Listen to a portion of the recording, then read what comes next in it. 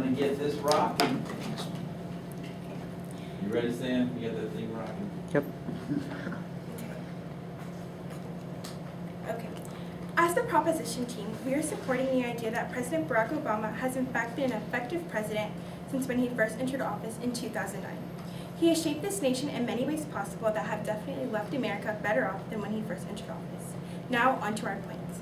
When President Obama first entered office, the unemployment rate was 10%, meaning that we were losing on average 800,000 private sector jobs per month, as a continuation of the previous president's prior policies.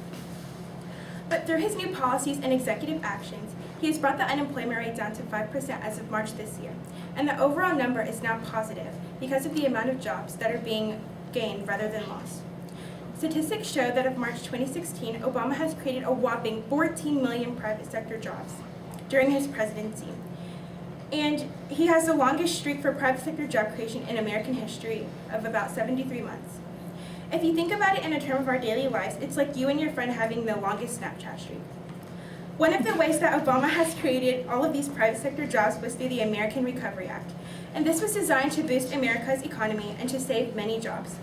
Public and private sector forecasters, ranging from the Council of Economic Advisors to Moody's Economy and IHS Global, have said that the American Recovery Act was responsible for over 9 million jobs. This also saved our auto industry, which by itself saved over 1.5 million jobs from elimination if the industry would have filed for bankruptcy, which was the recommendation Mitt Romney had suggested in his New York Times article. Another way was through the selection of the Federal Reserve cheerleaders, who have been responsible for the monetary policies, which are the money policies, of the U.S., which kept interest rates low to continue to boost the rates of the U.S. economy. This group has had a major impact as they decide the monetary policies separate from the White House policies. At the same time, Obama was responsible for their placement based on their historical positions on the economy. Obamacare has also created jobs for many people. Because Obamacare has insured about 16.9 people, it would be a vital need for the healthcare industry to hire more people to work because of the amount of new patients that are now coming in. As of March 2010, when the Affordable Care Act was passed, you could definitely see a rise in job employment. As you can see, President Obama has been an effective president at job growth at this point in his presidency.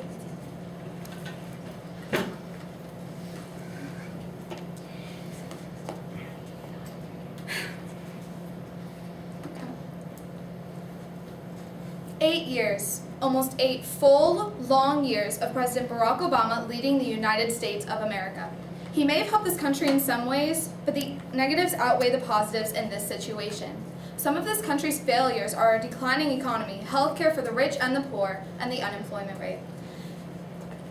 No.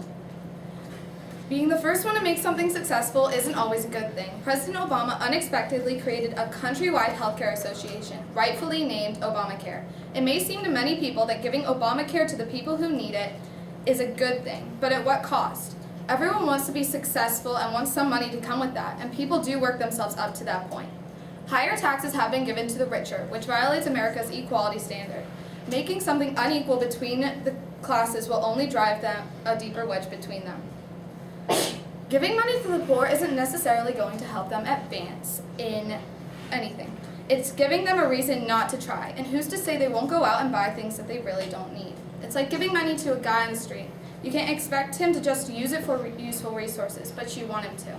Plus, the people who have to get insurance because they are barely above the federal poverty level are being forced to get health care or pay a rough fee for either 2.5% of their household income or a certain amount of money for each person in the household, $695 per adult and $347.50 per child under 18. They have to pay whichever is more expensive. It's quite evident that our economy isn't doing well either. Our $19 trillion, yes. Okay, average annually, the GDP, which is the total of our economy, has gone up an average of 2% every year, so it's obviously growing.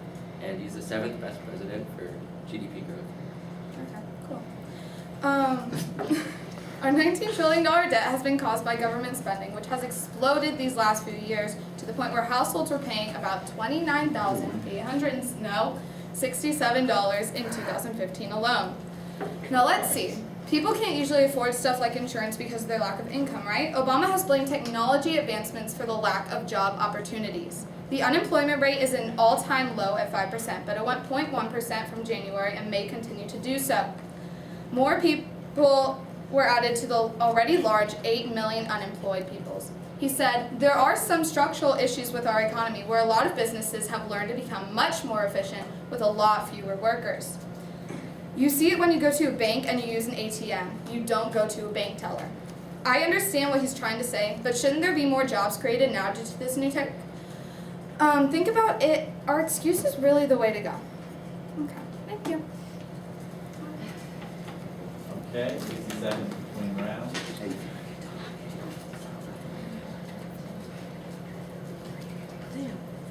Stop filming. Stop.